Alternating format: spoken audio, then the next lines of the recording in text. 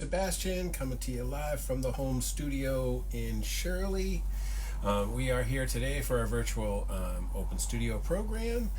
Today we're working with Paintmarker on leather. This is the piece we're working on. This is an old leather jacket I found at a flea market. Um, Kind of a cool thing, you know what I mean? Um, so what we're going to try to do today is continue working on what I've done here so far. This one is a combination of paint marker and a little bit of airbrush. The airbrush, what I'm airbrushing is paint marker paint. So it's really all paint marker. This is probably around, 24 inches wide, like 18 by 24 is this image right here. This here, let me move my stuff around here a little bit. One second. There we go. This particular image right here, this Chaos Cross or something, was actually there. I'm painting over that. Everything else was blank. Tell you a funny story about this jacket, which is that I bought the jacket I saw the jacket at a flea market. I've been painting on leather, and I kind of had a good time with that. So show you guys my first one. Oops. There you go. So this was my first painting on leather. Oops. Hey. This was a wallet that I had carried in my back pocket for about 5 years.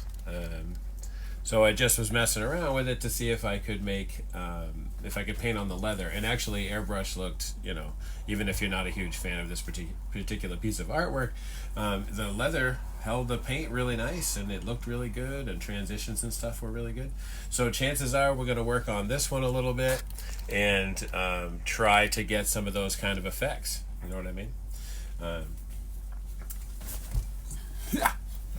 Cool. We're going to kind of, first I want to tell you a little bit about my program, and then we're going to get right into this, and we're going to work on it for about 2 hours. All right, so my program is called Greenhouse Graphics. If you got here, that's where you got here, because this is our Facebook page. My program is part of Wayside Youth and Family. That's where I work. I have a studio in Framingham in the basement of Tempo Young Adult Resource Center. This is on 68 Henry Street in Framingham. When we aren't stuck at home, we're in there on Wednesdays and Fridays from 10:30 to 3. Tempo is also a great place for young adults in any type of crisis, like drugs and homelessness and that kind of stuff. And there's also like regular life kind of stuff, like a washer dryer, a food pantry, some computers, because sometimes time management is as big of a deal as actual crisis. It can keep you out of trouble if you have something to do. So that's what those guys are up to over there. I work in the community. In addition to those two programs, I also work in all of Central Mass, bringing arts programming to young adults in all different types of programs and all different types of locations. I've been doing this for about 7 years. We've created this program out of a partnership between Wayside and the Department of Mental Health. Like I said, I've been doing it about 7 years, and we try to hit 25, 30 communities a year, really hard in the pandemic. So we're trying to create this virtual programming to see if we can get, keep trying to trying to connect with young adults, and doing projects to hopefully engage, you guys to be a part of it. So like I said, today we're working with Paintmarker. This is Cthulhu. If you guys don't know who he is, he's kind of a supernatural character invented by H.P. Lovecraft in I don't even know, like the 20s or 30s or something like that. This is maybe the most significant recurring horror character before the 20th century or something. Ironically, there's been remarkably few Hollywood horror movies about this particular monster. Very popular in the fantasy art world, though. An awful lot of people draw this guy. Right? So we're going to get in and work with some of this stuff here. This is liquid paint marker that we can paint with a brush. This is my big corrector or eraser. We're using a couple of different companies of markers for this project. We're using Uni Posca, which is these guys. This has a bullet tip on it, but it's about a 0.7 millimeter. I don't know if you guys can see that. Maybe I can work this over there for a sec. So this one here, it's a relatively small nib, you know, like well, it says 0.7. I'd say it's probably even slightly smaller than that at the tip. This guy is an 8 millimeter, I guess 5 millimeter. This guy is a serious monster, you know, and this is a round tip. Seriously, just for an eraser, you know, to take it away and bring it back to leather if I make a mistake. The newest, coolest thing I've been working with as far as Uni Posca, is these sort of what I think of as a pilot tip. This is a really significantly small tip, like we used to use back in the day, pilots. This is a felt tip. Has a ball in it, you know, like a spray paint can, but they make a really nice tiny line. I have a significant number of colors of that. The other company we're working with, which if you've ever seen any of my videos, I'm sure you've heard me talk about this. I've actually been accused of trying to sell these, you know, like making a promotional pitch, which I was not doing. I do happen to use them a lot, and I really enjoy them. This is Molotow all-for-one markers. And like I said, this is a refillable marker. This is refill. This particular one is white. And I'm working with a lot of paint markers, a lot of different colors and stuff, you know. One of my favorites is this one, which is kind of like a Driscoll tone. Just kind of trying to bring in a lot of different stuff to add some depth to this particular piece. This one is like a gray. We got some whites. You can also build custom markers. This one is one that came empty, and we produced a new color, which is like a brown. And then, just because that's not quite enough markers, we also have this set right here that's going to also help get us through. This particular project, normally I would pick all the colors I was going to work with ahead of time. This particular project, I'm kind of going more like a stream of consciousness kind of thing. We're going to kind of see, you know, kind of what happens. Some more different markers over here that I wanted to add. One or two more. So this is even a third company. This is Montana. I really haven't used Montanas a lot. This is going to be one of my most significant efforts to get the Montana markers. So anyway, everybody has a ball inside for mixing. Luckily for me, all of these markers are labeled, because without being labeled, I would be in real trouble, because I can't see these colors as well as some other people. All right, so we're gonna get in here a little into where we're starting. I want you guys to be able to, as much as we can, see what's happening. These first few steps are going to be about adding a little dark green in here to try, like, you know, to go with this contour shading, as opposed to, you know, forcing this white to stand on its own. If you look at this piece here, there's an awful lot of white contour going on. Most of this is about helping to punch up the colors that we're going to use, you know. Like this character is not white striped, you know. He's kind of an underwater creature, so I was thinking he'd have a lot of greens. Through here, we're really kind of cleaning up some contour lines too, because, like, you know, when I was doing this, this was still a serious underpainting. In fact, this is, I would still consider this to be serious underpainting, you know, obviously. So we're going to get in here and try to see what we can come up with this.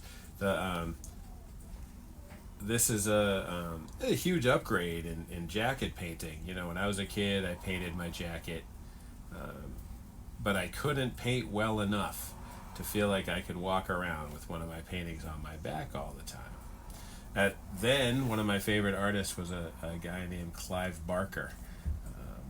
Folks might know him because he invented Hellraiser, excuse me, which is the Cenobites, like Pinhead. And he is a great sci-fi writer, and he's also a great artist. So he came out with some books called the Books of Blood. They had some great cover art, so we trimmed those out and glued them to the back of my coat. But as I'm sure you can imagine, that didn't last forever. I didn't understand about sealing it and all the things that would really be required to have a coat function out in the world. Now, this particular coat here is never going to be worn by anyone. It's significantly damaged. The sleeves are torn off and some things like that. So I don't think this coat's going to be returning to the back of any bikers anytime soon, which is fine, you know. This is just a piece of artwork now. All right. Don't want to get too far away from my camera, so we'll keep working back up here again. See if you guys can see me. Don't necessarily need to see my face to see what I'm working on here. I feel like there's a funny story attached to this jacket that I like to tell people. I did the leather wallet thing, and I felt pretty good about it. So I was like, I got to go out and get some more pieces of leather to try this, this effect on, and see what we can, how we can make it look cool,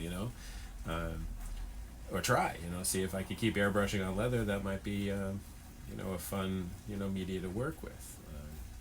Taking out some of this cross because I want Cthulhu to overlap over it. We'll see how it works out. So I went out to a flea market. If anybody's from my area, I went out to Rieta Ranch, my second favorite flea market in our area, and started looking around. The very first table I came to, a guy had a leather jacket laid out across this table. So I said, "Hey, cool, man, like, that's exactly what I'm looking for." So we discussed it, and he was extremely funny. He says, "I'm looking for 13, but I'd probably take 10. How about 8? I said, "If you're going to negotiate yourself down, I'll just stand there until the coat's free," basically. So it seemed like a good deal, but because I had just gotten there, I was concerned about spending all of my money before I got a chance to walk around. So I asked him, I said, "You know what, I'm going to have to come back." And he said, "Okay." I'm sure mad, that he missed out on his sale. So then I walked around for the whole day, and as I was leaving, I remembered, hey, what about that jacket? So I went back over, and luckily he still had it. So I bought it from him for $8. Or I think I said, how much did you say? And he said, "I think I said 6. And I was like, okay. And so I bought it, for whatever, $6 or $8. And I got home. Well, the intention was to cut that jacket up into pieces. So the best way to start taking something apart, clothing-wise, is in the pockets. Because they're already inside the coat and, that kind of stuff. So I started to pull the pockets out, and the inside chest pocket was the first one I started on. And there was a whole pile of receipts and stuff in there, like Pike receipts and, just a whole bunch of paperwork. So I took all that out and figured it'd be fun to see what was up, and the first bunch of receipts, nothing, whatever. Like I said, Pike receipts. And then stuffed in between the Pike receipts was $20. So not only did the guy talk himself down, He actually paid me to take the code. And I've probably been working on and off for a couple of years, actually. I get involved in a lot of projects, and sometimes they get away from me, and I wind up having to back off on one project and move into another one. Most of my work is working directly with young adults, so it's hard to work on something that is so sort of all about me. Like this is something that's interesting to me, that is solitary. Nobody else has a coat that they can work on. A lot of it, though, in the studio is about simply being there to interact with the young adults, and they can paint anything they want. They don't have to paint what I'm painting. You know what I mean?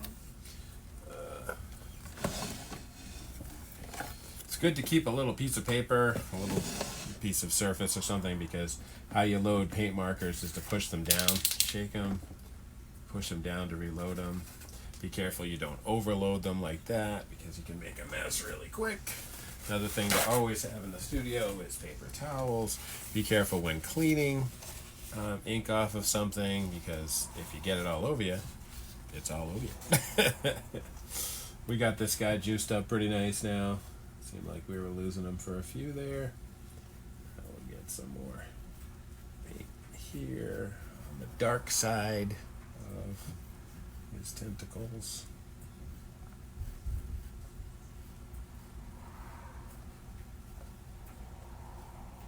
Now here's an overlap, so we can really, get some darkness in here. I think I'm just below where my camera is. Sorry about that, guys. We'll go right back up there.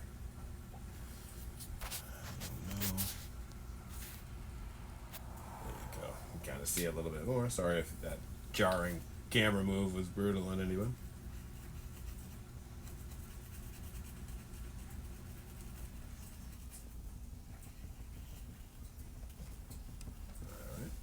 So that's already cool, because now it looks like the symbol is actually behind and like within Cthulhu's body. All right, now so the same thing. We're just going to keep working with our dark black, green, and take out some of the sloppy lines. And so we're kind of taking away this heavy-handed white contour shading. We'll be going in with a lighter green to help with these contours. It isn't a mistake to have contour shading, because I think it looks really good, and it helps to create round effects. We're trying to get our brain to believe that this is round and not flat on the back of a jacket. So one of the keys to do that is contour shading, or one of the ways to do that. Now there is, of course, building it like a tube and paying attention to what overlap looks like, and that kind of stuff. All right, so we got a good amount in there. Now we move back over here. We move some of our markers out of the way. Keep going through right here. Maybe we can go in a little again.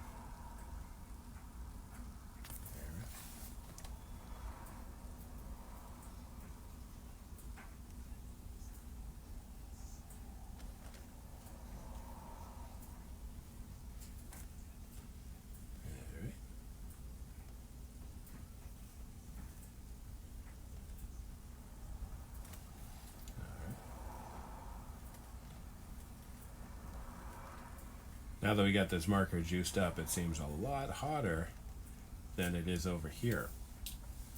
Another important thing to do when working with something a little bit sticky, like Paintmarker, is just to pay attention to how wet your surface is, so that you don't stick your wrist in it.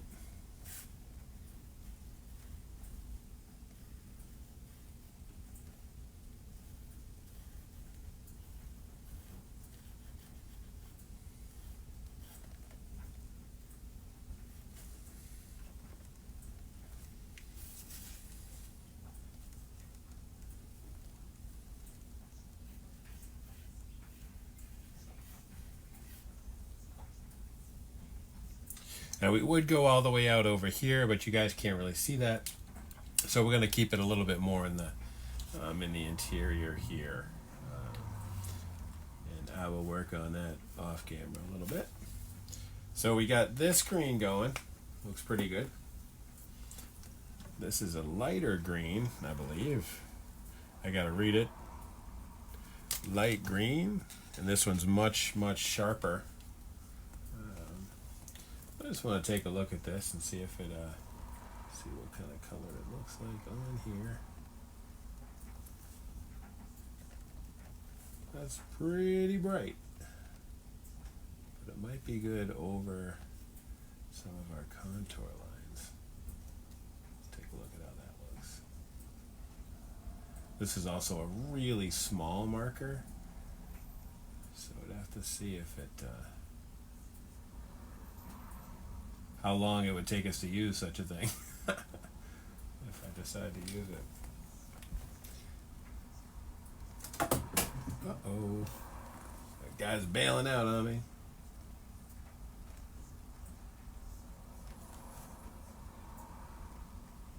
It's another marker that kind of needs a little activation.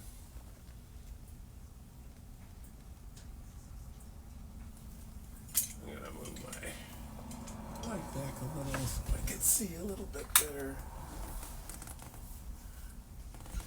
It's a cool thing to be able to see my artwork on a big camera while I'm working, because sometimes you get too close to work, you're like right up on it,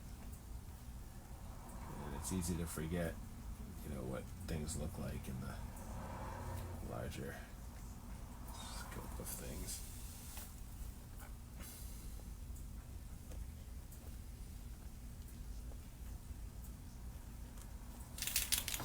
Fortunately, I think I like the color of this marker, but he's too small.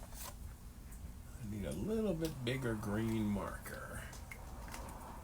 It's funny because on my last project, I feel like the whole thing was green.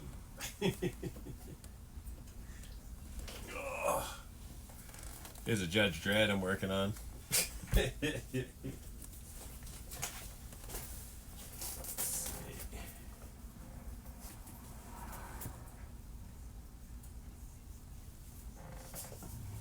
Being colorblind makes finding the color you need just a little bit more challenging.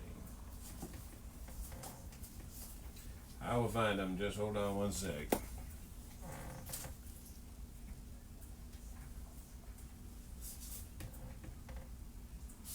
That's the same one. A couple of other greens. Really need like a really light green. Doesn't look like we have one of those in there. Let's take a look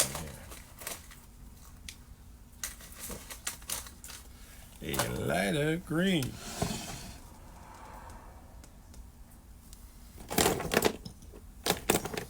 Totally ridiculous.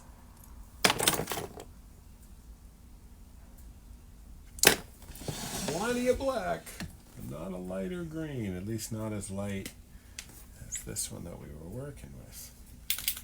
Just doesn't sound like there's a ton of green left in there. So, a little bit concerning. Oh, jeez. Dropping all my stuff here.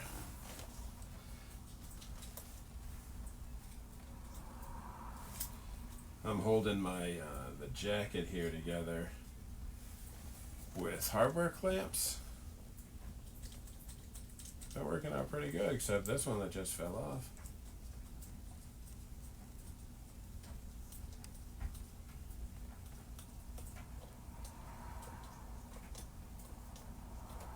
All right.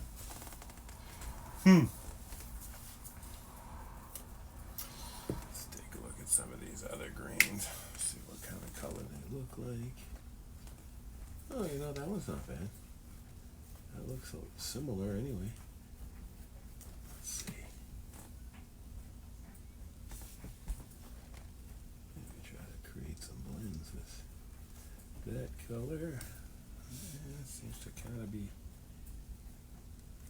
darker than that last one.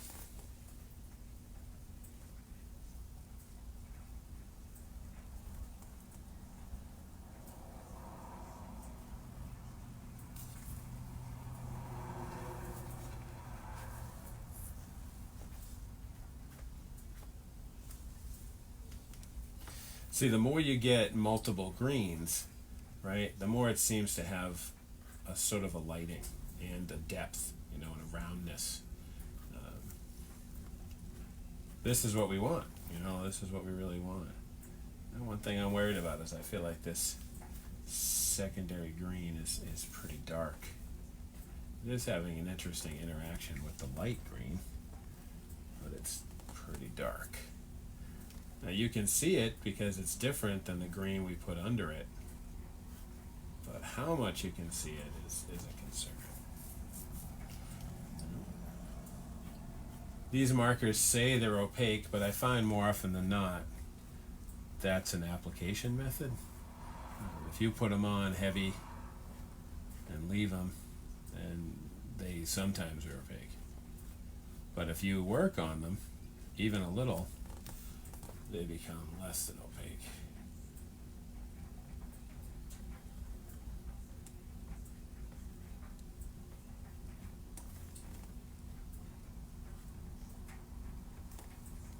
But because we don't have a lot of that other green, might be a good idea to layer it like this. Let's try this other green that we brought out, which is Kato green. Oh, that kind of looks like the other one. See what happens if we cover that a little.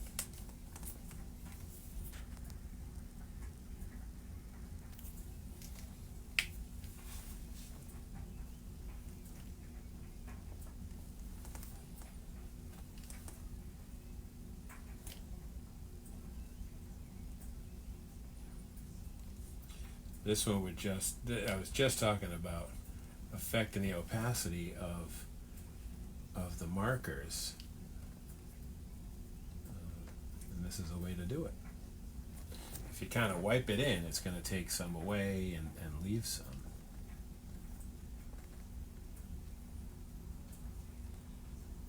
Right? Kind of just keep working on it. I feel like that particular tentacle is looking pretty good. So this color in here, and this face kind of transitions into this tube. All right. Nothing's worse than losing your head rag. How you guys doing so far? I think we're going along pretty good. Like we got that first leg happening. And I think we're going to keep moving on with that, keep moving back and forth between our the two markers that we're using right now. Definitely liking this small guy a little bit more than the Montana that we're using. Now, of course, this is the Montana marker right here. They are pretty good, acrylic marker. In fact, I guess I meant to mention all of our markers are acrylics. This guy here, like you can see, is a Montana. Don't use a lot of Montana, but I do think that they're a good company, and I do think that that you guys should check them out if you're, looking for something. One of the things about Montana that's cool, and Molotow too, is that they're making their markers to interact with their spray can colors. So if you're a person that likes to produce graph type artwork, it's cool to be able to create something and then have it be the same color on the wall. I used to always think we do so much work on our books, and then you get out and have to change all the colors to whatever paint you can afford or find.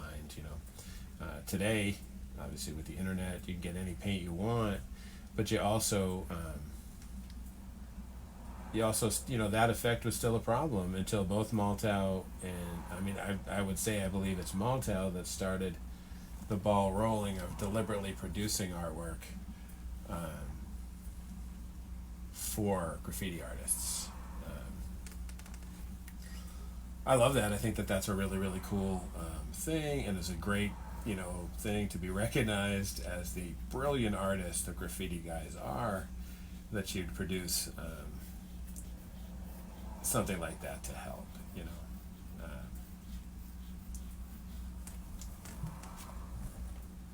I'm pretty sure it was Molotow that came up with that idea. I know they're the ones who really revolutionized the capillary system and stuff in the markers. They, in my opinion, they are definitely the most versatile marker, because Uni Posca, great marker, not refillable. Montana, great marker, can refill it.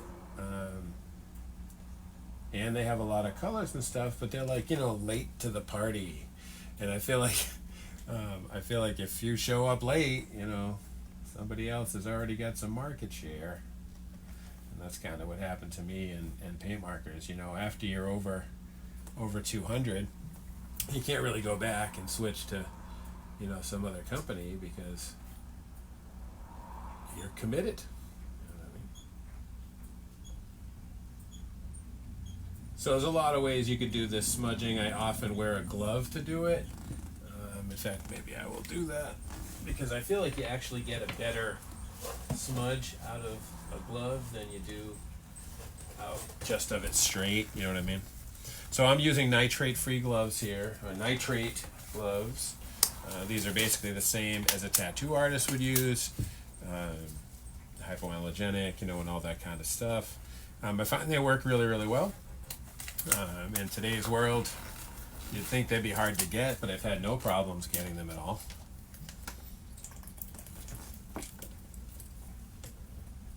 All right, back to what we were doing with our light and dark greens. So what we're trying to do with this guy is get kind of a highlighting going to continue our contour shading, but then at the same time to take it away, you know. We're trying to do some blends here. Right. I think you tend to blend with your fingers a little better too when you know that you're not putting green marker on your naked finger.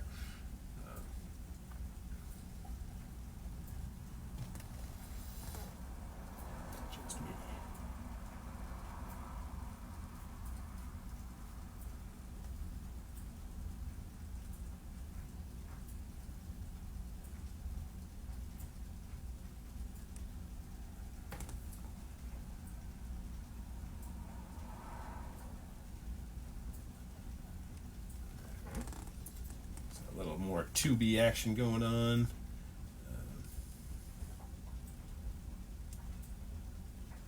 Since this guy's a little darker, I'm gonna keep him in there.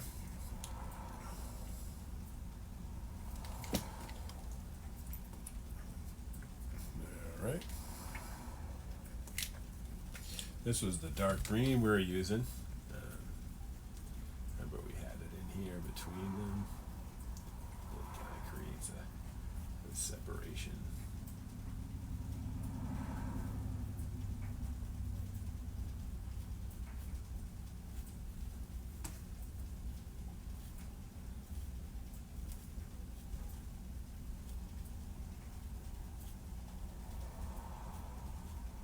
All right, take a look at that. It's looking good, like those are looking fuller, more significant. Just thinking about the light green that we're using. One of my only complaints with Molotow is that, man, the lip to put the covers on the end, which is something I've always done, is really, really small.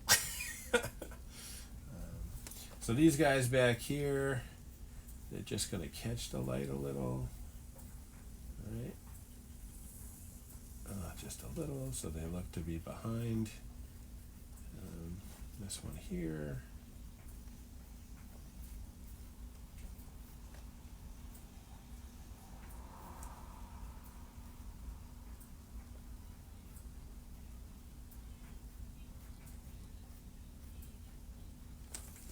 Okay, and the same deal. You can smudge paint marker with a water brush or a little cup of water with a regular brush on it. I try not so much to do that because it's a little bit hard to control, and that lowers the opacity of the markers, I feel like, more than I've ever wanted it to. You know what I mean? So I don't so much do it that way. But you totally can. And it gives you a kind of like, an interesting effect, a look. Which I kind of dig.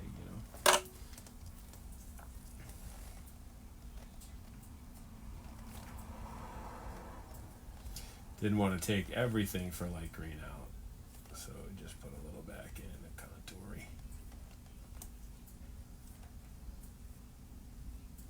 Alright. And we're going to go back and work down in this area a little bit later. But for right now, that's kind of what I want that to look like. Maybe just a little bit more up here, just so it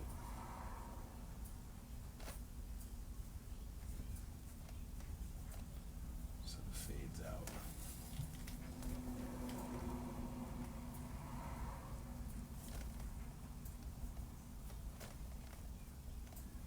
Alright. Same down here. Just a little fade out.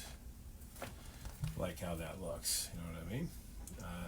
We're going to reestablish this cross, so don't sweat that. We're also going to use some of our similar colors. Now we got this really light green that we've been talking about, right? And we saw how light it was. And that was kind of a little bit of a problem, because it was too bright. But I'm thinking if we, use it around his eyes here, it might look kind of like glow coming from his eyes.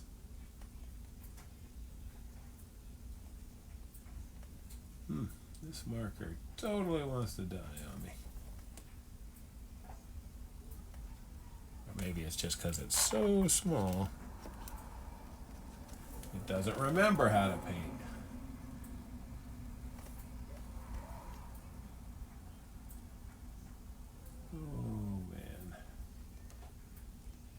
I hope all you guys are doing okay at home.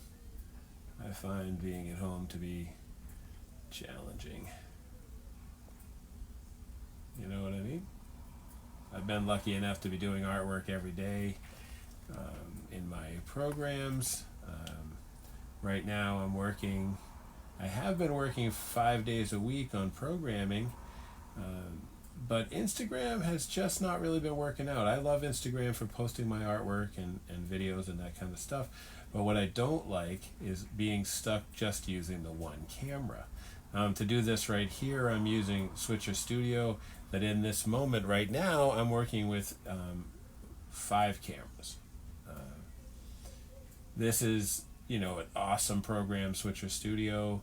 I would love to use it for all of my projects, Instagram and stuff, but I just haven't been able to use it. You should, it works so well on Zoom and Teams. It just does not work on Instagram because so far Instagram was not interested in, working. They also have a thing about, it's kind of off the cuff style is what Instagram likes, and I think that's awesome. Like pulling your phone out and telling a story to the camera real quick. Mostly that conversational based, which is awesome. Clearly Facebook, LinkedIn, YouTube, they all have folks putting up multi-layer videos, multi-camera videos, and more complicated stuff. So I think they're trying to find a niche, and I think that's really awesome. I love the fact that everybody is always trying to be unique and find their own way. That's an awesome thing. And I'm sure I'm going to work it out. I think right now what I'm going to do is upload pre-recorded multi-camera videos to Instagram, probably of finishing projects like this one. But we'll kind of see. If that's the deal, I will advertise that on our news feed here. And if anyone is interested, both Greenhouse Graphics and myself have Instagram, and I'd encourage you to come check it out. You know, like, it's been pretty, I've had a great time producing it, all the stuff. I think this is my 22nd Facebook Live video, and there's no end in sight, man. I will keep doing these videos as long as anybody comes along. Or as long as Wayside is interested in me doing them. I find it's really great to be able to reach young adults that I've, you know, for years been trying to reach, because now they don't have to leave their homes, or they can't leave their homes, you know. So I actually find these have been really helpful to me. And if anybody else has been enjoying them, you know, please throw a comment up, or send me a message, and we can create artwork in media that folks are interested in. We can, you know, there's any number of flexibilities. You know, like, I think of myself as a multimedia artist. If you take a look at the list of videos there, we're basically using different media every week. You know, I will say that I've been trying to continue working on the same piece of artwork for a while, so that we can get we can finish them. So like I said, I was working 5 days a week. Now I'm working 3 days a week, and 2 of them are on Facebook here, and then I have one private one that's on a Zoom with the young adult program in Worcester, and then it's the 2 Facebook Lives. Like I said, I am considering having some pre-recorded videos on Instagram. Until then, you know, feel free to go over and check out some of the stuff on the Instagram.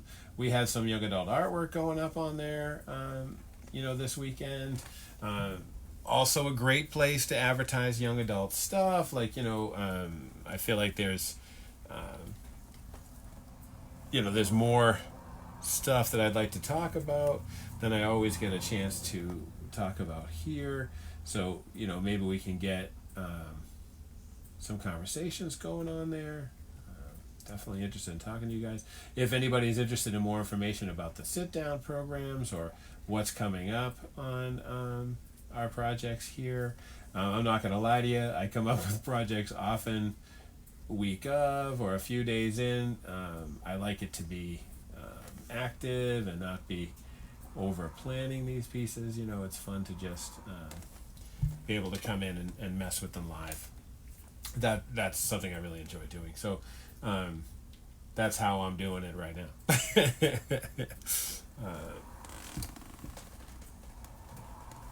One sec. Whoa.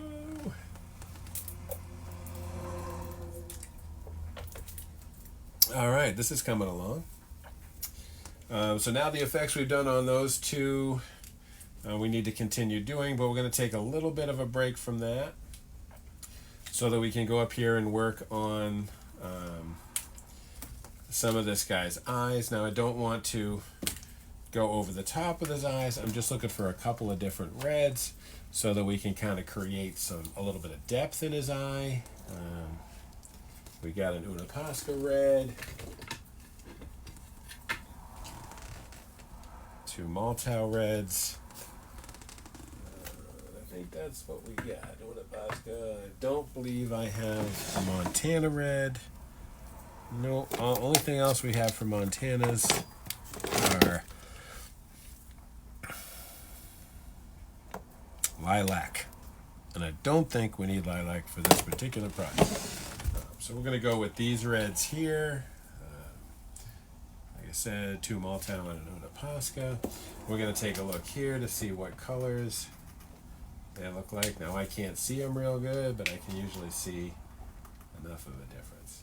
So it seems like the Uni Posca is a little lighter than the Molotow. So what I'm going to do with that is we're going to try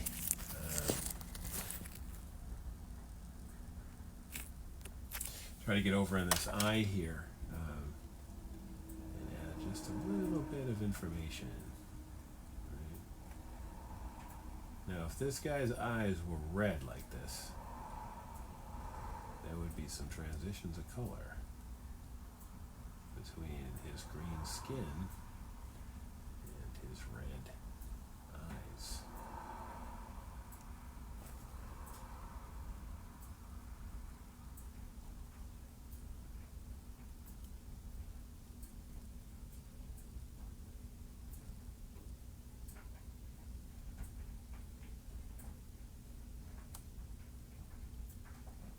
Now this other red that we're using is supposedly opaque. So we're going to see if we can sort of round out some of this red that we're working on. Try to give his eye just a little bit of more depth. Looking at my camera, I don't even think you can see that actually.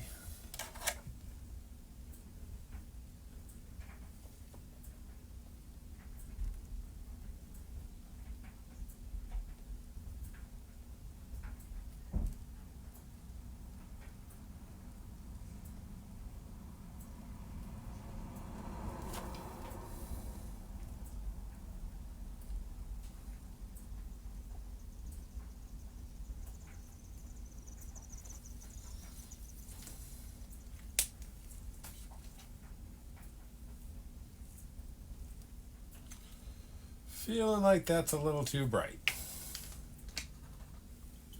And it seems like I haven't been able to do a heck of a lot with the thin marker.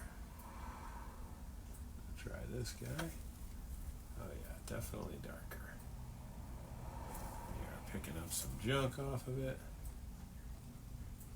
Might just be a question of letting this dry a little. So we don't want it to be the orange.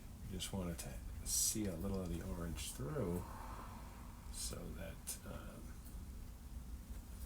it looks like it's not just one red. This guy is the darker red. Alright. Mix a little of this other red in. Again, remember not to put your hand in artwork because not only do you get it on your gloves, but you can smear it around real good. This one we're going to try to cut to the chase and make a highlight on the center of his eye, because that's kind of where most of the highlight would be, right?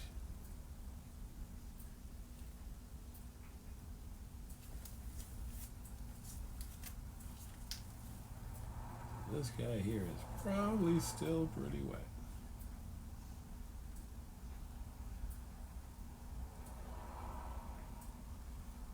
Not too bad.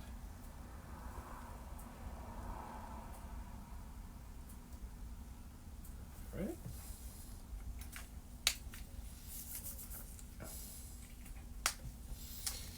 We want to jump over here to our green a little. I feel like this is too bright. So we definitely want to try to take away a little from it.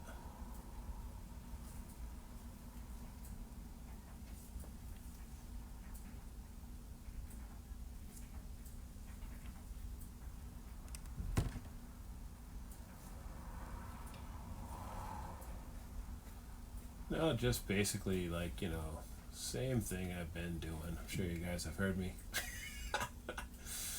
Oh, bring it in hot and push it down.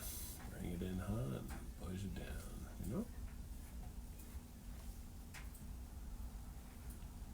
And anywhere it seems like there's a transition of flesh or a turn in his skin, it's good to sort of typify that. You know what I mean? Take a look at where we're going with this so far. Okay. So once again, 100 greens. So I kind of want to break out a little bit of a yellow. Let's see what we can come up with that. This is vanilla pastel. Nib is completely destroyed. You can flip nibs over on, well, let's try this actually. You can flip the nibs over on Uni Posca markers, push them in, and very often get them to work again. So this is a convenient thing, sort of a convenient thing. Like I said, remember Molotow, give me a little bit more in the back to click my thing too. Let's see what it looks like if we put a dot of yellow in there.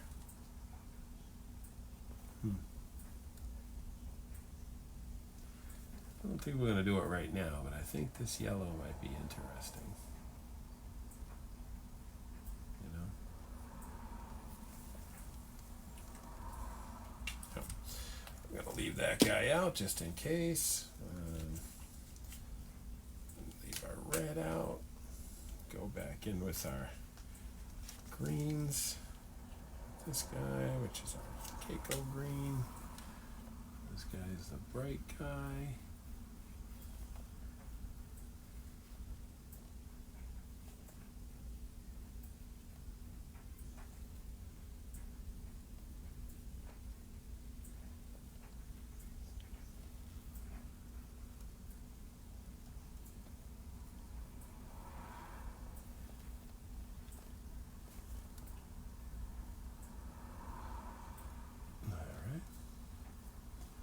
So now some of this stuff, which is sort of his flesh, weird flesh. So this guy comes from H.P. Lovecraft, which I mentioned. It's from a book called The Call of Cthulhu, which I'm pretty much positive is in both the Library of Congress and one of the most famous horror stories ever told. I'm proud to say H.P. Lovecraft is from my town. I super think that's cool. Maybe just one sec here, you guys. It wouldn't be a live stream without at least one piece of my equipment slowly dying on me. So just one sec here.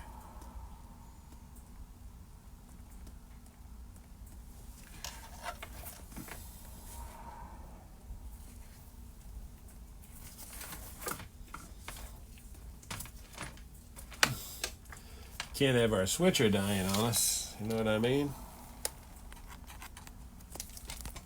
There we go. Sorry about that, guys. Alright, let's go back to this.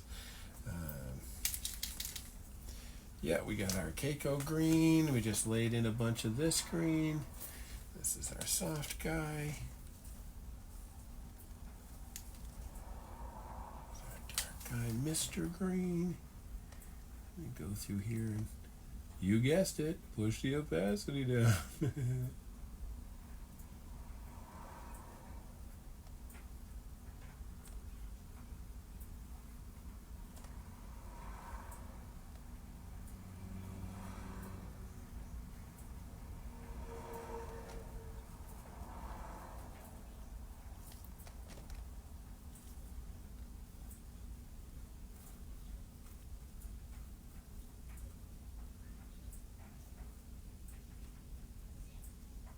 I don't want to give up on all of our white lines because, you know, they still have some relevance. You know, we need them to show the...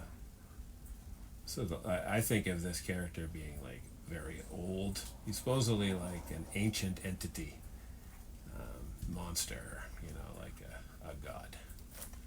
So he's been around, you know what I mean? So I think he'd be like old and wrinkled and, you know, that kind of stuff.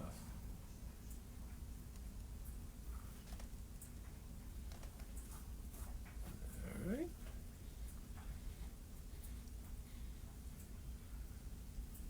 I feel like it's important to temper this other green because it is extremely hot. And it goes without saying that we need to cover as much of the jacket as we can with paint. You can use black as sort of like an accent with the jacket, but you really want to cover everything with paint, always. Whatever you're doing, skateboard. I got some projects coming up, skateboard, surfboard, that kind of stuff, and it is extremely important to cover everything that you're working with, like really important. All right, we want to take one more look at a set of markers. See if we have anything like that's a green in this size. I have damn gold, but I don't have green. What's this guy? You see how colorblind I am when I just picked red wine to possibly be green. And none of those are green. What about the little guys? We have a lot of markers, but it does not look like a lot of greens. Gold. Don't like metallics. Get rid of that junk. Hey, there we go. Little Uni Posca green. Let's take a look at it.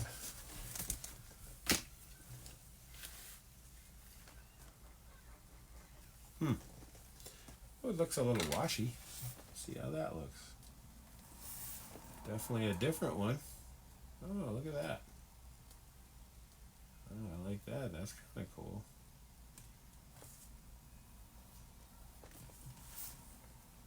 Really want to make sure this tentacle stays in front of that one.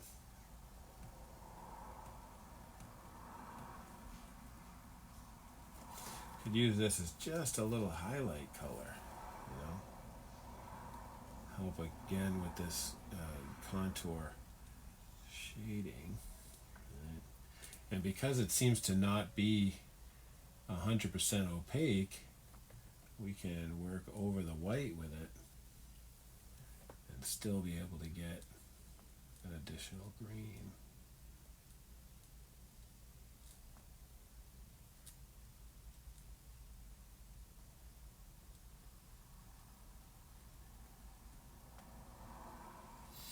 Alright, so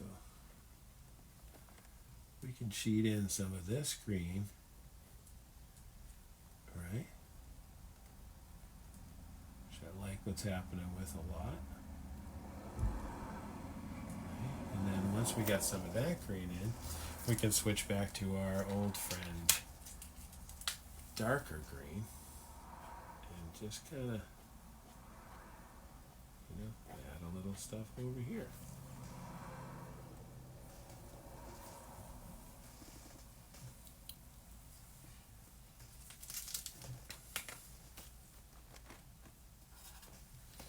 Almost seems like this guy's lightening up on us. Like reloaded him and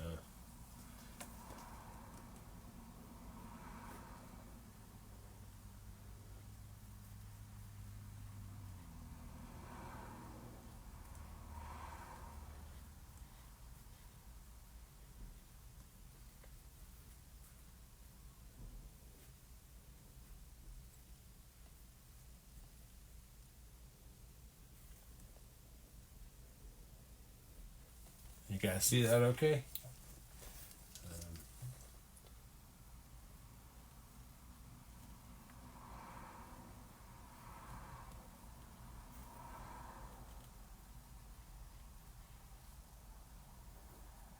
Move some of our junk that's in the way here.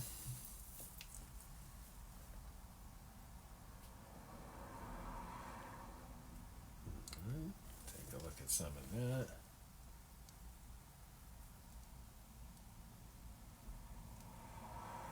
We were saying in here we need to be dark, but up here on top we might need to catch a little light.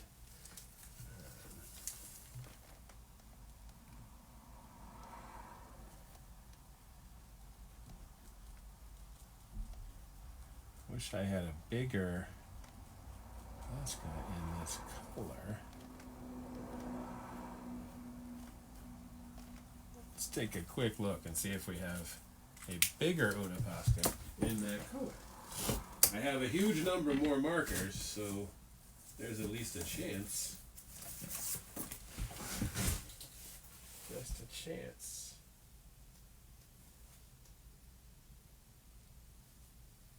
Huh. Though I would say that I do not have it. I have like 5 browns.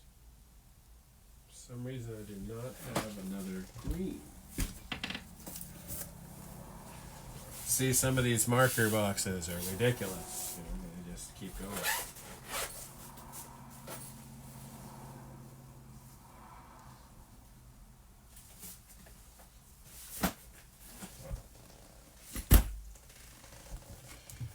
Take a look at this one. This guy is the 4.5 to 5 millimeter, and it's the green that we're kind of liking as our top green. So we're just going to take a look at what happens with it. And it is definitely the same green we've been using. So for this one, we want to put some highlights in, right? Some nice big lines. This marker is huge, but it creates some good, some good big lines. And with the amount of paint that it's producing, we can really get a lot of smudge out of it. I'd like to kind of give this side over here a little too as sort of a highlight.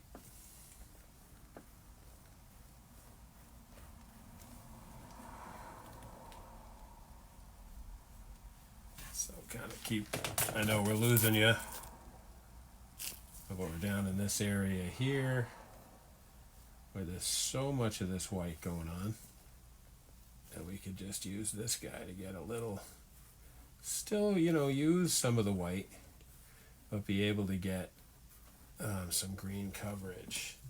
Now you can see how bright, these lines are right now. And we still want, we're going to have to add a lot of other greens. But this guy is really great. And I have a lot of markers this size. So maybe we'll jump into the larger set of Uni Poscas for some of this bigger area. Now for right now, I want to go back to our other green color, which is not that.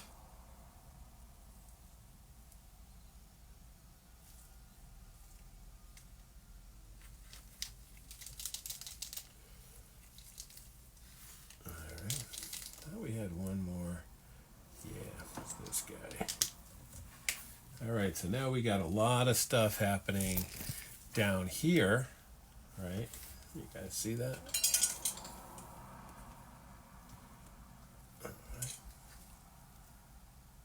Almost a little too bright. All right, so this is our darker green. So even though we've brought some darker green in, we want to bring in some more.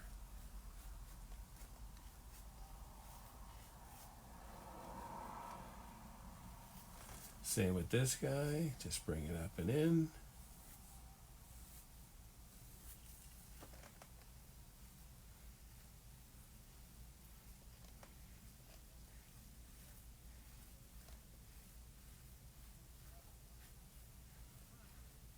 Okay.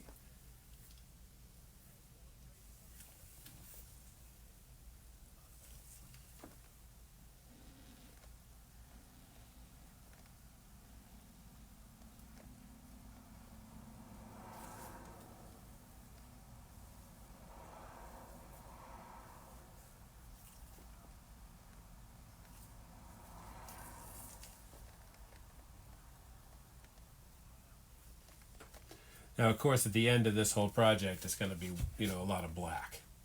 And that black will, help pull a lot of these shapes apart and, change some things. So, you should know that, I kind of work in the same way as an animator, which is that most of the artwork I produce is cell shaded, meaning that is has black outlines. Down here we haven't gotten the other color yet, so don't want to fill too much of that in. Over here we just want some dots of darkness, just to pull a little bit away from.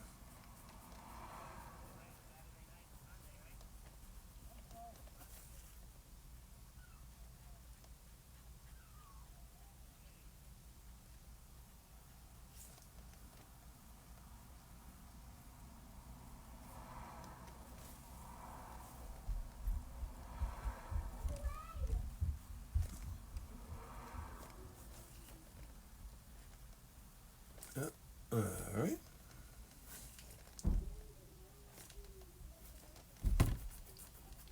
Okay. So you can see that we're getting some more roundness in there. You know, we definitely need a little darker, even darker green than this guy. I thought we had one more green around. So this is Mr. Green. I was looking for the one called Keiko Green. Where did that guy go? No, that's gray. Hard to lose a marker when you're right next to the pile of markers. This is the same cool gray. Troubling.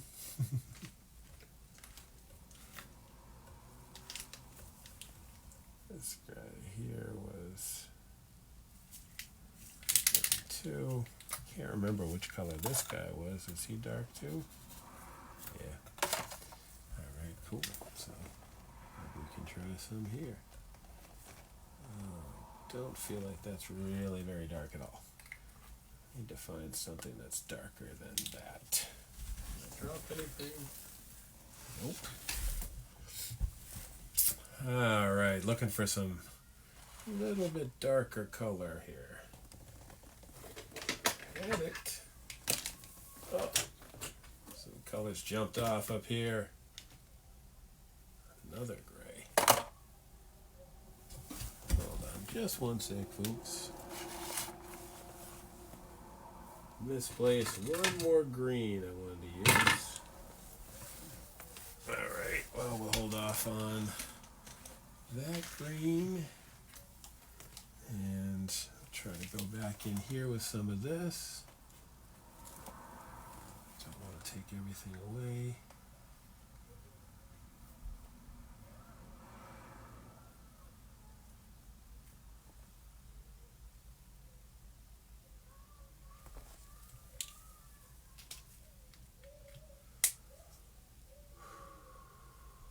What is our darkest green?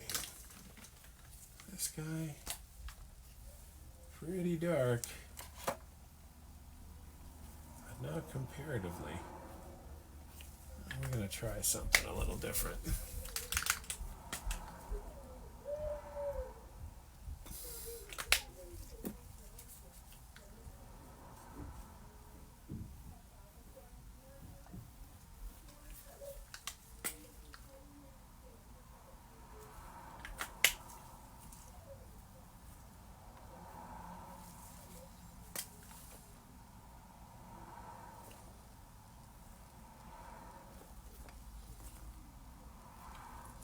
That didn't work out too bad.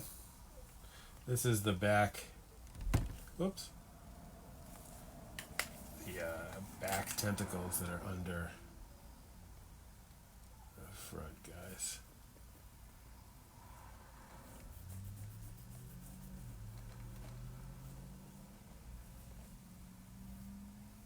Not bad. Straighten this line out a little. Like I said earlier, I'll be redoing these lines, so it won't matter that much about the white. There we go. Kind of a weird gray, or a weird transition, kind of.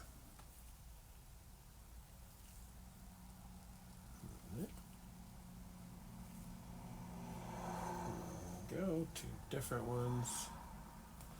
Kind of see that there's a split there and they're underneath. That'll make more sense, like I said, as we get in with black. This green here is pretty hot, you know, for everything we got going.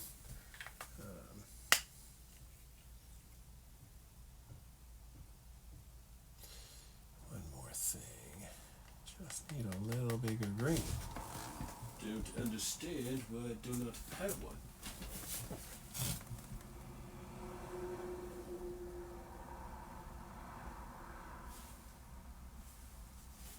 Seriously need some bigger markers, people.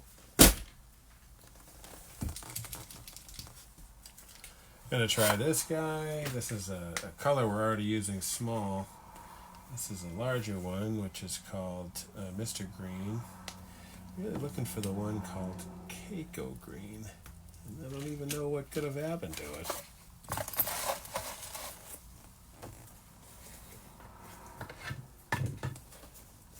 So often I stick markers behind my ears, which is definitely not something that I'm proud of. It's just something that I do sometimes. Sorry, you know how it is. I'm just joking, okay? So this guy is a little darker, but I can't really remember how it looks compared to some of this other stuff. And it looks like that's the same color we were just using. I believe I only have one of these Keiko greens, and now I can't find it. Gotta move all these grays. Gray. There it is. Yay. This is the very bright guy, right? Yeah. Alright, so if we have the bright guy, the dark, other bright guy, this guy's lighter. Looks like we're getting back in. This one I'm just going to cover some of our white lines with this kind of highlighting.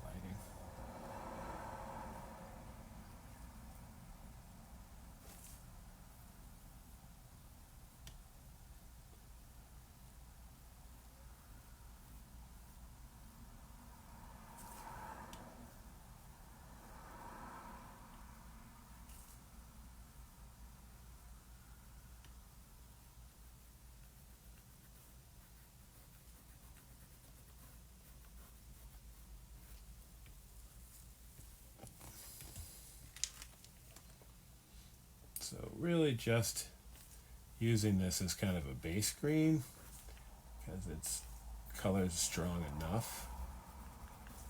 And then we're going to switch back to our Mr. Green, which is not a huge amount different than the color we just put down. Just a bit.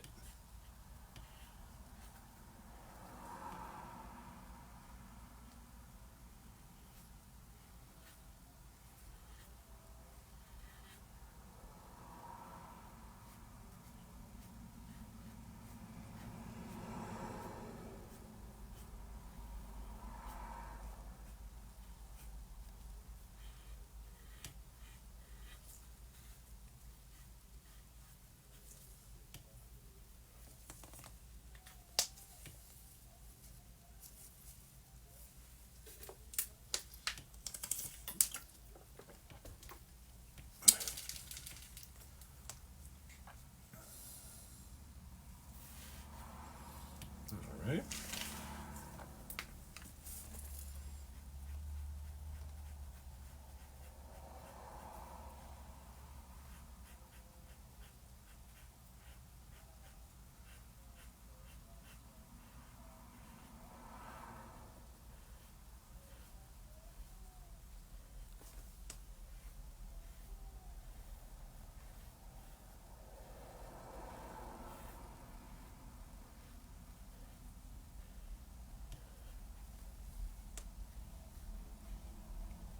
I feel like when I get into work, I stop talking enough to be on a live stream. I apologize, you guys. The work speaks for me. I don't know if that's true. The work is what I'm doing, so it sort of has to speak for me because it's all I got. I don't like things to look like I just outlined them, so it's good to either smudge or continue applying more color to an area so it doesn't look so much like you just scribbled it in.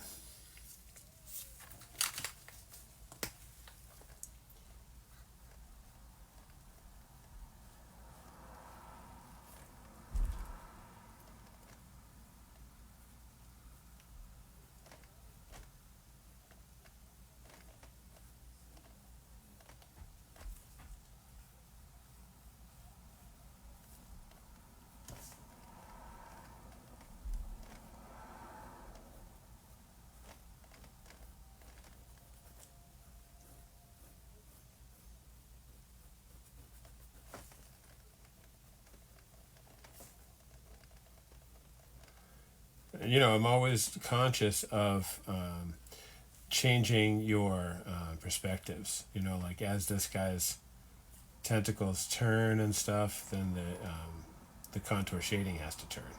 And if it doesn't, it's going to really negatively affect the look of tentacles. You got to make sure you keep turning them back and forth depending on their orientation. Now, if you don't feel like you can do that, don't draw tentacles. You know what I mean? It's not a particularly difficult thing to figure out how to do, but it is something that's very important to figure out how to do because it'll take away from your work if you don't. In college, I did a lot of screen printing and woodblock and lino printing. So it teaches you to draw the lines of everything, the contour shading of everything you're working on, because that's the only way you can create depth because there's very little color. So, that's been a big thing for the way I work for many years.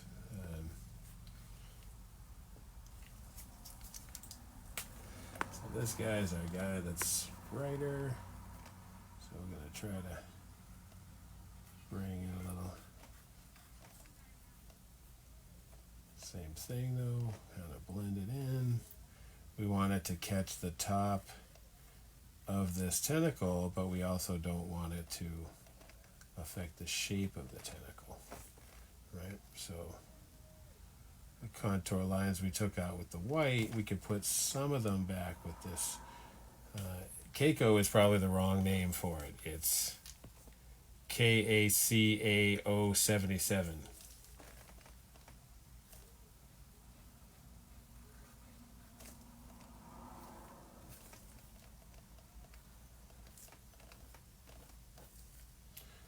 Through here it can catch some additional light since it's kind of turning up. So we can pull out some other lines. Right.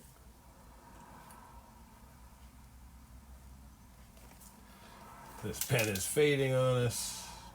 Need more paint in it. So that's better. You should always, especially when you're doing this, smudging and stuff, you should always try to keep your pens really juiced up. If they start to get low or you start to feel like they're not doing the job, you got to press them to reload them. Let me show you again real quick. We would...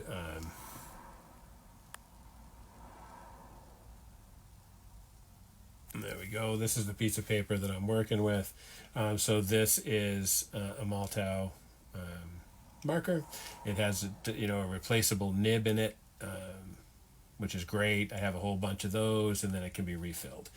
So if you're drawing and it's not giving you a good line like that is, you just push the cap down, push the nib down up into the reservoir of paint, and then it should give you the paint again.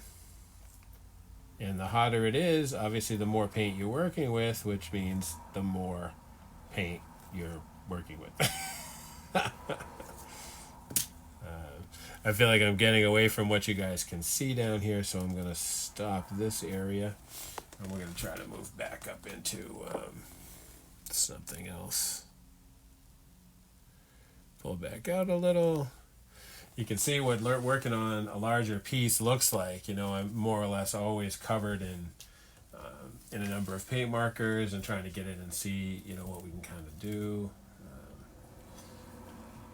So it's something.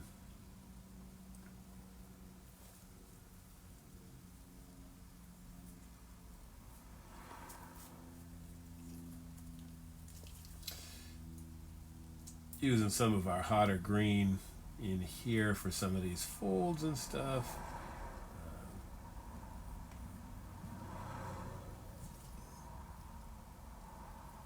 This will give them all a little bit of a highlight, and then we can go through with our darker green and do the underneath color.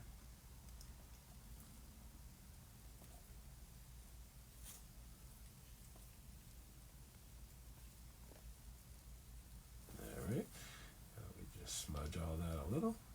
There's no pools of paint sitting there.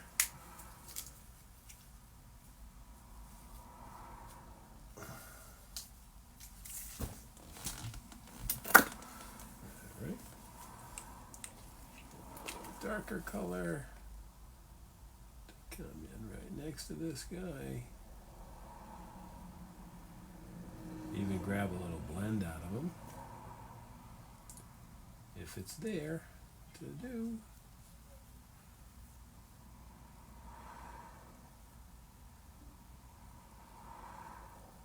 Right.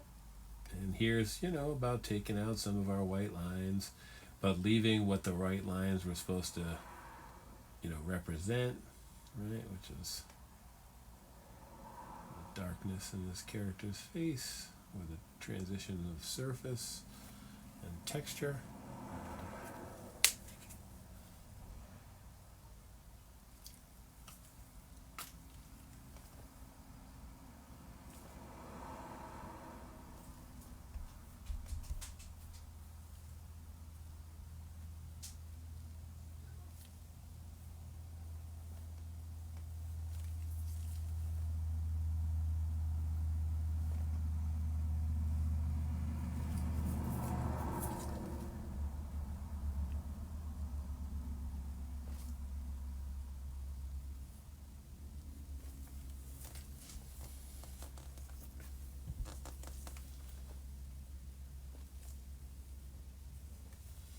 Back to the big green again.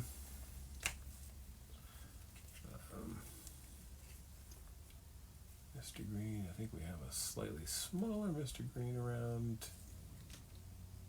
Yep. Whoa.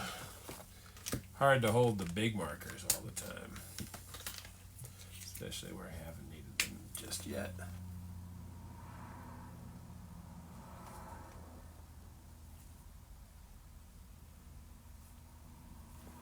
Sure we got all of our surfaces covered in some color, even if it's just a temporary color until you can add the next one. It's important to have every part of the leather jacket covered in paint. I mean, that's important for me. It doesn't really have to be important for you guys. I mean, you do whatever you feel like is the right thing to do. I so wish when I was in high school that we had these paint markers, because I probably would have had a job doing jackets, because I was very interested in them. I was kind of a biker, sort of a cat growing up, even though I never owned a motorcycle until I was much, much older. I will say with little reservation that I was pretty much scared of riding a motorcycle. Many of my friends when I was a kid were not scared of riding a motorcycle. They were out there. I was often envious of them.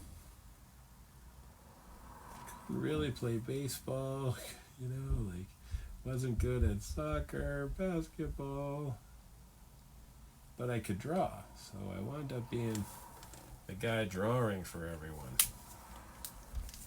which was not a bad gig, kind of. A lot of people were interested in the stuff I was interested in. Drew a lot of Superman, Batman, Spidey, Hulk,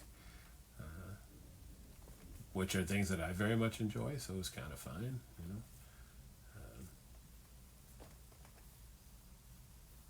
Made some friends like that, because if you draw something for someone, you guys have some kind of bond.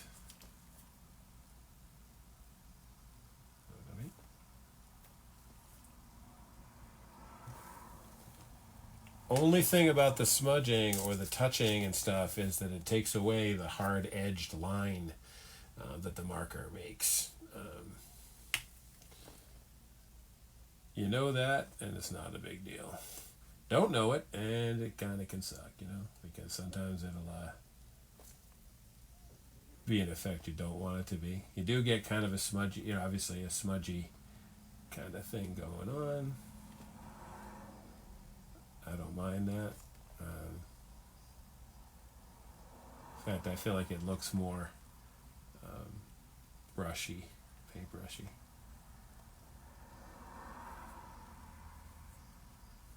Just make sure you're turning your end where you want it to go, because it exists there. So, you're kind of stuck with it if you don't turn it the way you wanted to turn it in the chance you had.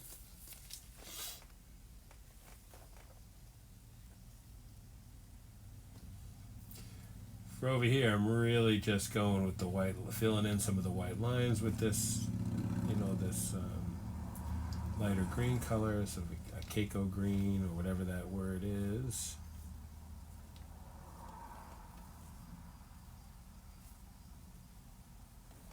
All right. Go back to our other green.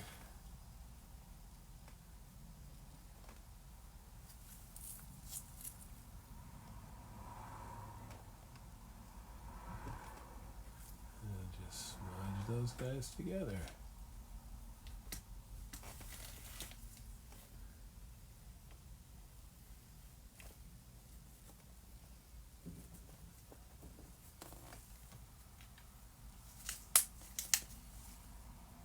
Oops. Oh, sometimes it's hard to work with headphones. There we go. So I can hear what I'm saying to you guys.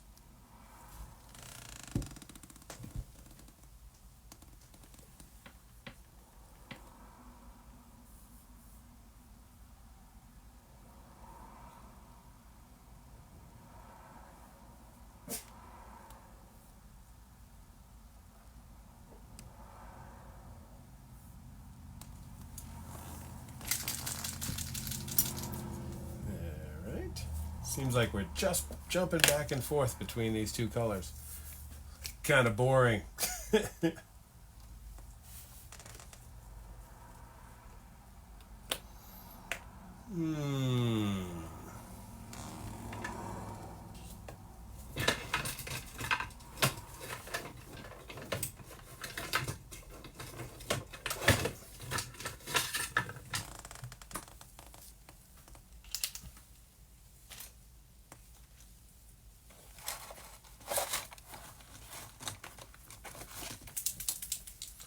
All right, so we're going to kind of move down here a little bit to this cross thing. Like I said, this was on the jacket when I bought it.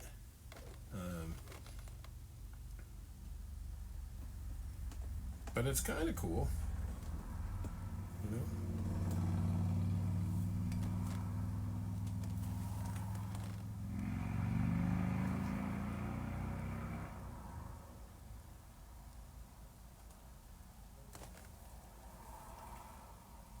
Now you want to try to stay away from working directly on top of the line you just made, because sometimes it's a little bit wet and you can get a really blown out line. That's not what we're looking for. We're just looking to clean up some of the lines this guy, made. Or girl. I don't know if it was a guy or a girl that had this jacket.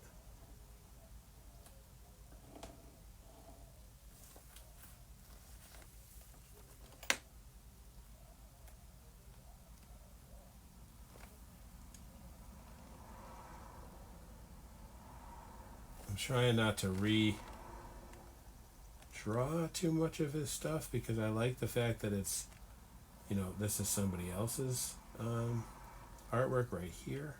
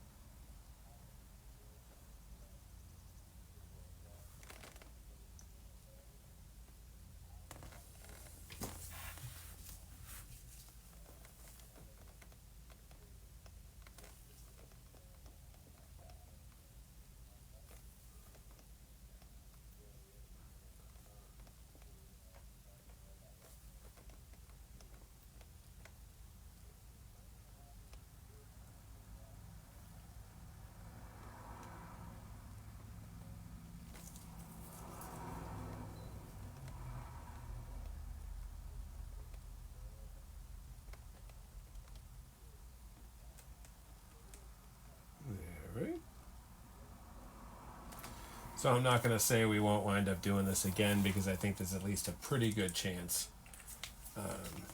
going to have to paint this again.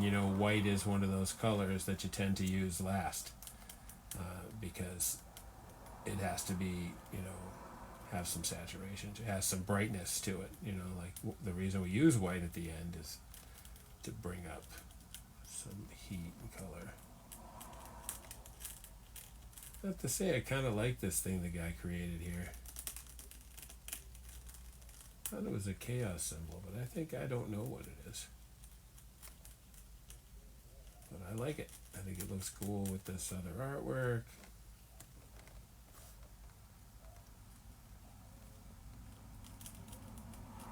Huh.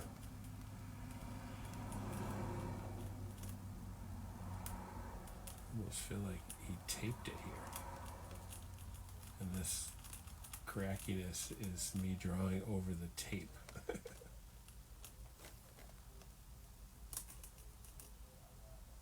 Oops. Almost dropped my marker.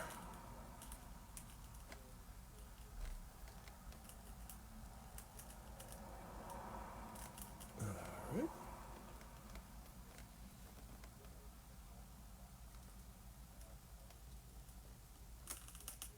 Oops.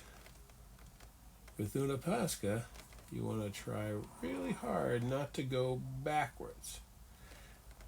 They have a hard nylon tip, and if you go backwards, it will skip.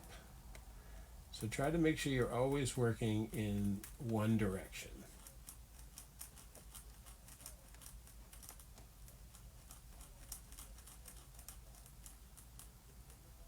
Right. That heats that up a lot, which is cool. I kind of like that.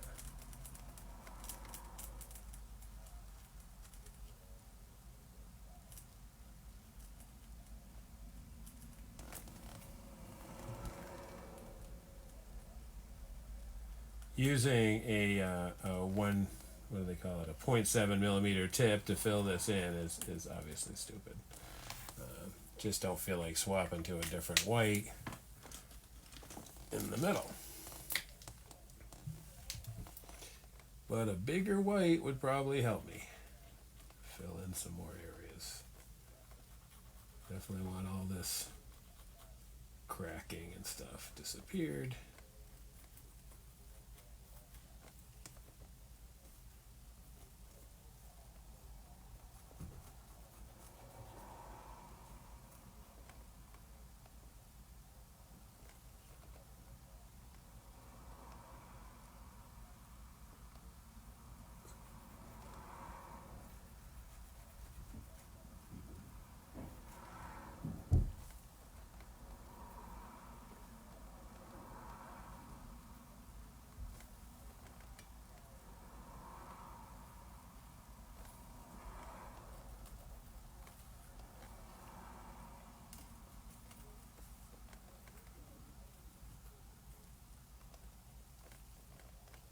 Oh, this one looks terrible.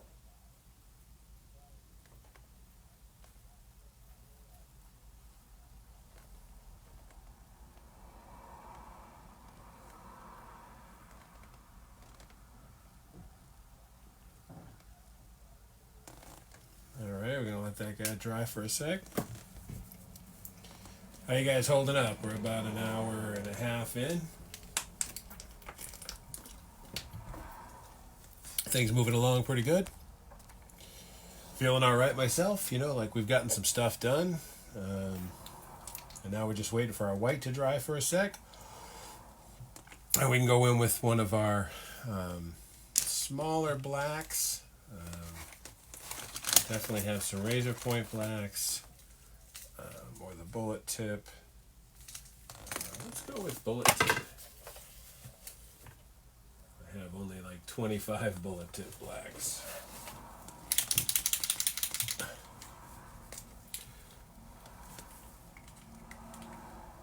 Oh, this one's not even started. I could show you guys what it looks like to start a marker. So you can see, looking at this guy, he's white on the end, unstarted.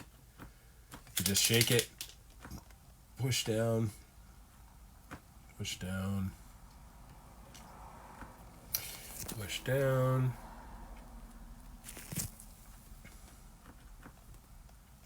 And you can see how the paint's starting to load as the tip is becoming blacker can see. Yeah. And you just bump it one more time, hold it down. You'll notice you're already getting a black line. And then as you go, the black line fills in. So what we're doing right now is working down here in this cross. Wish I had a little bit more room on my desk that I could move it forward, but I don't because of my clamp setup. All we're going to do is clean up around this cross to make it look a little cooler. All right.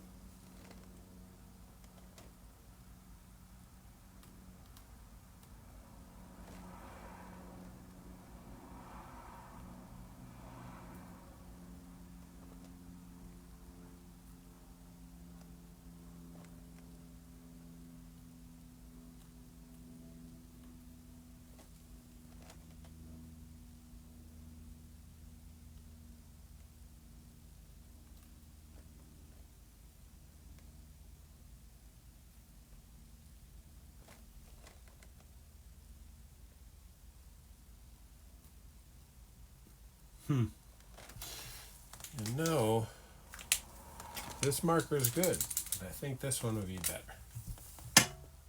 Yeah.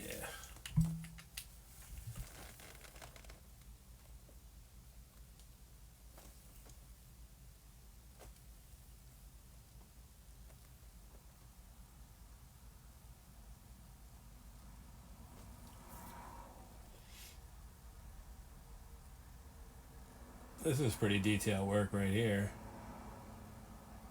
I would say, generally speaking, don't do any of your real detail work until the bulk of your piece is done, because you don't want to spend a bunch of time doing some hardcore detail and then mess it up with your, what is ultimately going to be sort of your underpainting.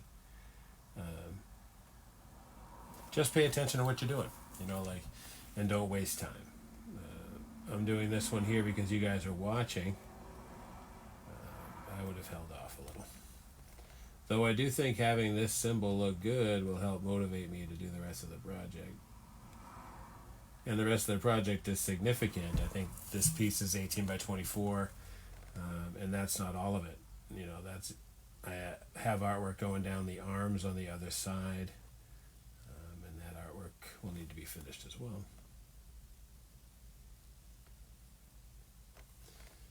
I don't know about the rest of you guys, but I am the king of not finishing things, and that's been something that's really helped me on Facebook Live is, there's no one saying that you have to finish something, but it doesn't make a lot of sense to show somebody how to do something and then not finish it. So I'm finding that this is helping motivate me to finish more work faster. I like it. I think it's really, I'm hoping that I can keep going at this rate, forever. I don't know if you guys will be with me forever. But hey, I can hope so, right? Remember I said about the markers skipping? Be careful, because that happens real easy.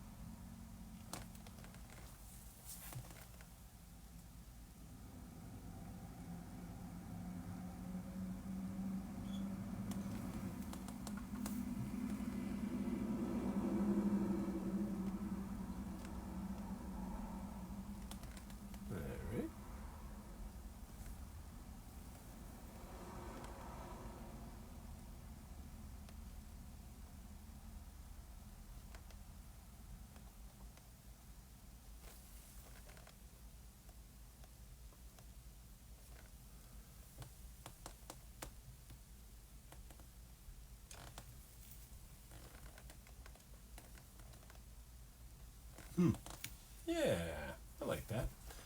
A little bit up here. So see, the black allows us to do a lot of editing, because an opaque black obviously covers white.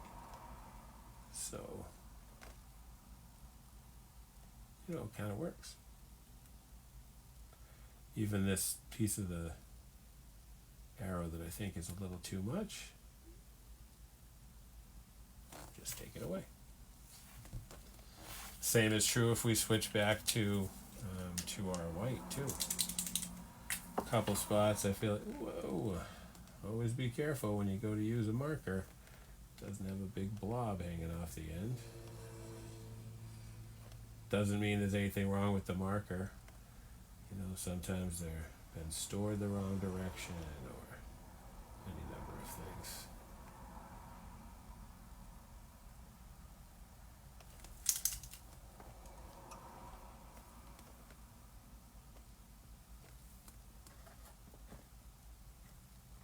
Unfortunately, sometimes markers blob on you because there's nothing left. I'm not sure there is anything left in that guy.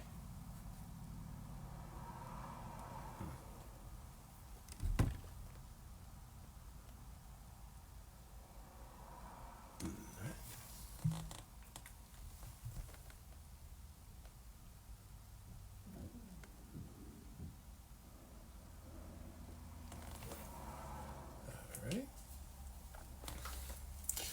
Back up a little bit.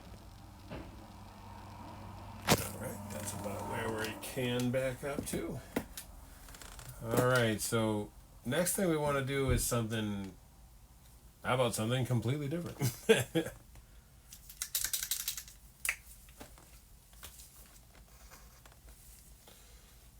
Want to think about is seeing what some blue looks like in our background. This is the ocean, so having it be more than one blue is okay.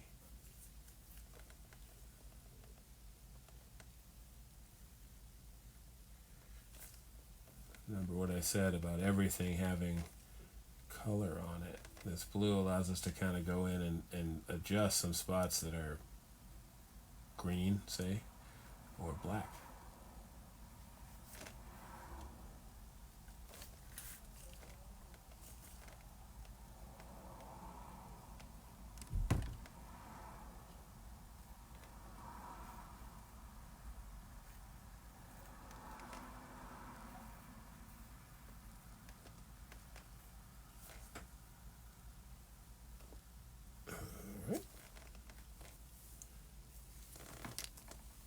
Sorry about that, you guys. What we're doing is adding some blue in these areas because this is a character who lives in the water.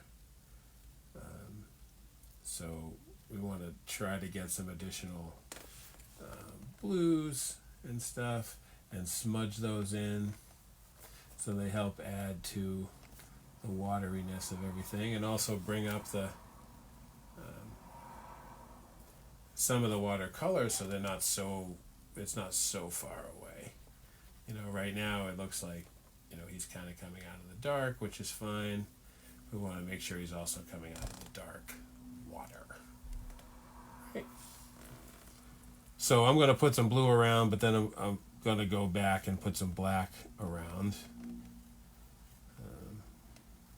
for the continued back and forth push and pull of the way that I paint. Kind of doesn't matter so much that I've overlapped around some of these suckers and stuff. Like, I'll be honest with you, when I put them on, they seem like a good idea. Right this moment, they seem a little bit much.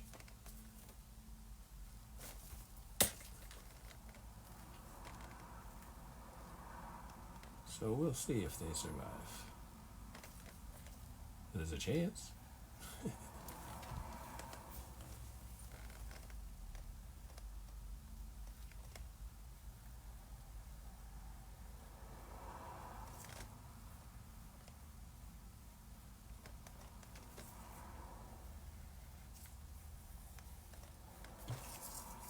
A little us some blues. Maybe throw a little blue in right here so you can kind of see in the distance that the background color is blue.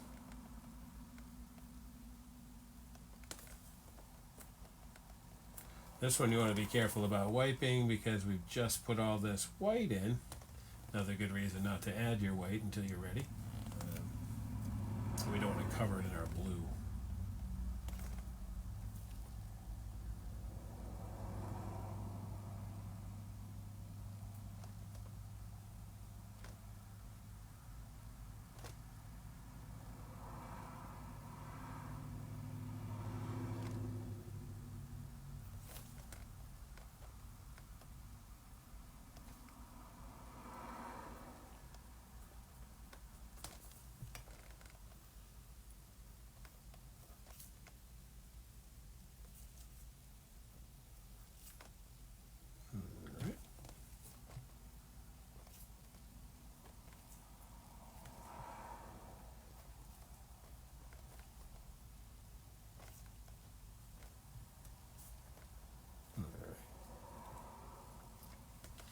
Now down here we haven't brought any, oh, you guys can't even see that. We'll go back to that. Let's see, what's another good spot to work in?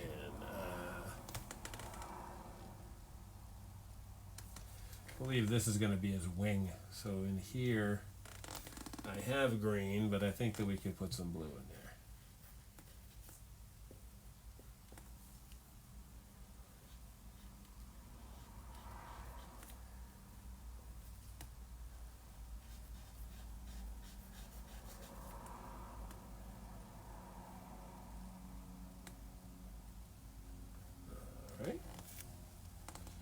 Every little bit of blue helps a little bit. You know what I mean?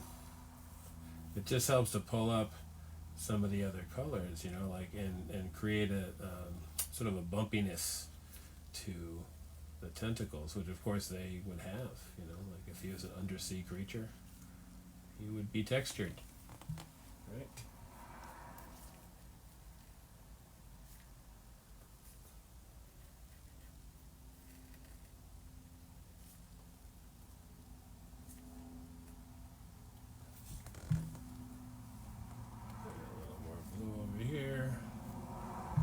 Spottiness happening. Oh, how you guys feeling? I'm feeling pretty good.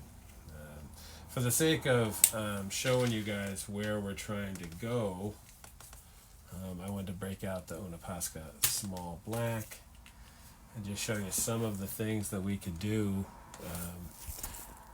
or that I will be doing to make this make a little more sense. All right. So once you create a lot of big colors and your artwork is starting to like have some texture, you can go back in with black and start changing some of what's happening in your colors, right? Now black is going to have a huge impact on your backgrounds, obviously. But it's kind of cool. Like you can create like folds in his flesh that are not exactly the way you created them with your colors. I like to go in and see, you know, what kind of effect that we can build using some black. Like I feel like he would have a big like lump over the top of his, around his eyes, partially because of the shape, and then just partially because of how we chose to do our contour shading, right? Like this stuff would have this kind of going on, right? And then it would be textured up here.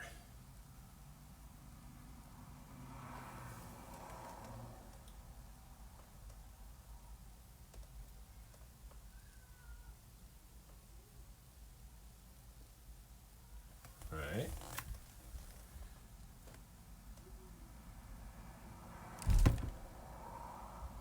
Okay.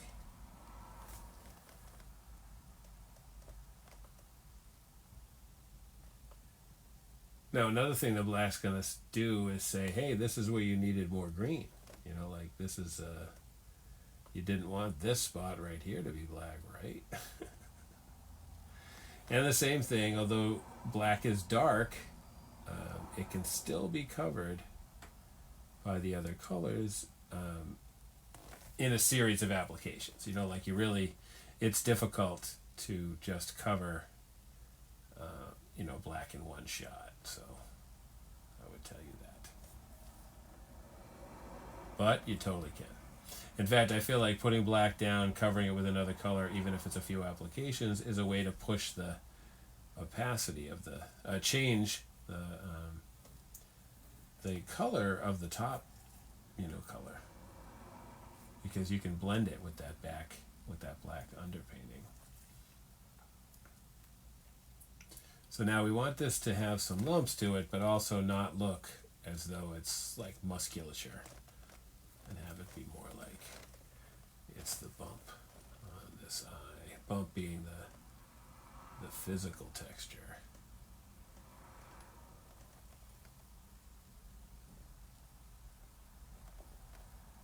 And you can kind of bring in additional detail. I like these kind of lines. Like obviously looking at the rest of the painting, you can see that I really enjoy super active, sketchy, you know, kind of drawing.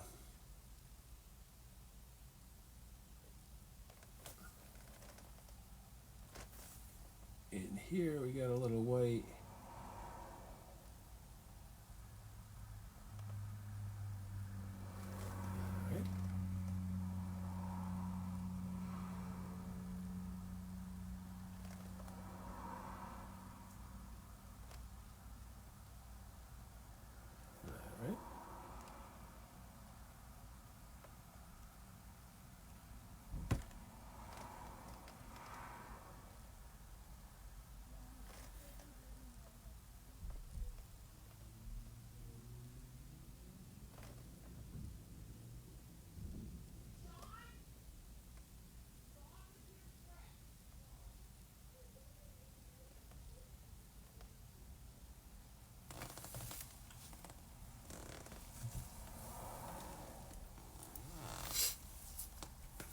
All right, well, we got about 7 minutes left. So this is really what I wanted to show you guys is after we get a lot of color in, we can build it up we can separate it out with some black.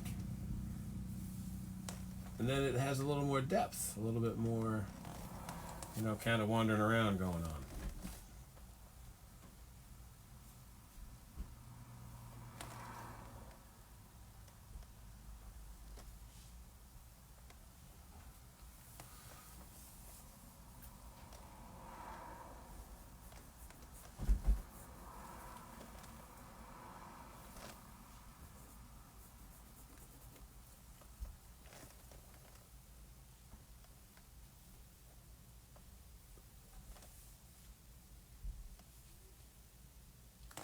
You don't want to overdo that effect because it'll really take away from your colors a lot pretty quick. So just pay attention to how much black you put on and which direction you smudge it in, and it'll make, you know, it'll make the bottom painting look better. It'll make, you know, you look more talented.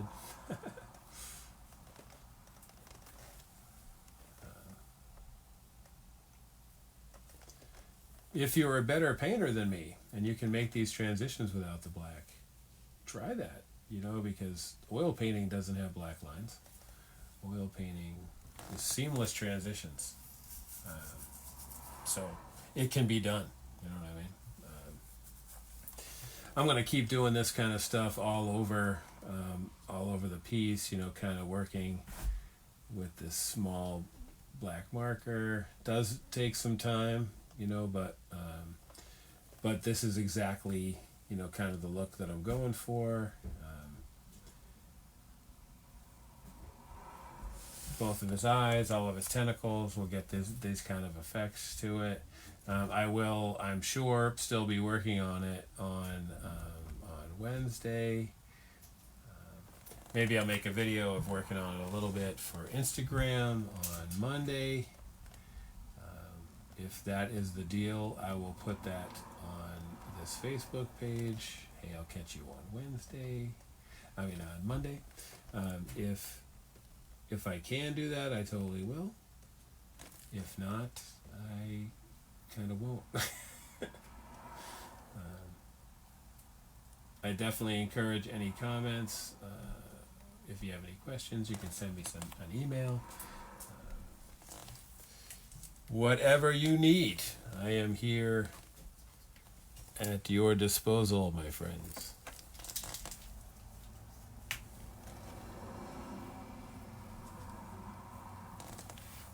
want it to get a little bit of darker.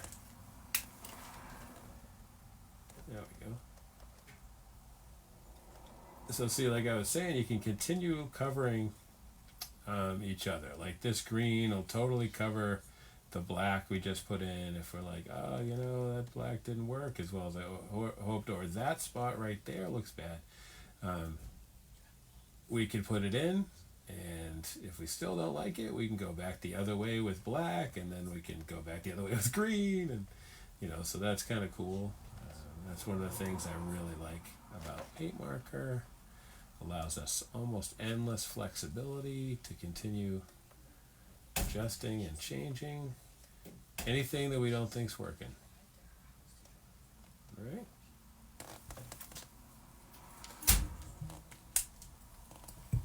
All right, you guys. So that's pretty much all we have time for today. I appreciate you guys' time hanging out with me, and I hope you guys maybe learned something or just listen to my endless prattling or my stories telling.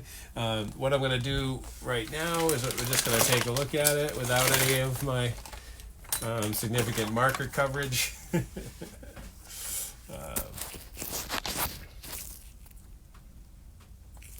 So here's what we did in today's live stream. Mostly a lot of it was this area here, including this weird symbol. This eye is where we're going to try to go with the character. I like what happened. I'm into it. So why don't you guys come back on Wednesday? We'll keep working on it and see how far we can go with it that day. All right, man. Take it easy.